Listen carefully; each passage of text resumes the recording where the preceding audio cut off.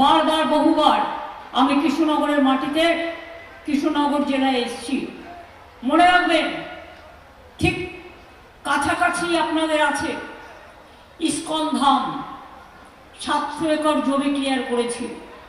ISKCON township হচ্ছে, যেখানে হেলিপ্যাডও থাকবে, বিজনেসও থাকবে। পুরো কৃষ্ণনগর জেলায় আর একটা ঐতিহাসিক মুকুট যুক্ত হবে। মনে রাখবেন, এই নদিয়া জেলাকে আমি প্রণাম জানাই। এই মাটিতে চৈতন্যদেবের পদার্পণ ঘটেছিল। যে চৈতন্যদেব প্রথম ইতিহাসে, মনে রাখবেন, সমাজ সংস্কারক, যিনি শান্তির বাণী প্রতিষ্ঠা করেছিলেন, যিনি নবদ্বীপে পা দিয়েছিলেন, শান্তিপুরে পা দিয়েছিলেন, কৃষ্ণনগরে পা দিয়েছিলেন এবং সমাজ সংস্কারের বার্তা দিয়েছিলেন।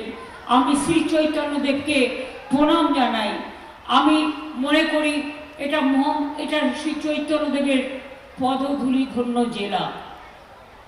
এছাড়াও এখানে অনেক বাংলার মনীষী, বৈজ্ঞানিক সত্যেন্দ্রনাথ বসু, আপনারা জানেন দ্বিজেন্দ্রলাল রায়, তার লেখা ধনধান্যে পুষ্পে ভরা।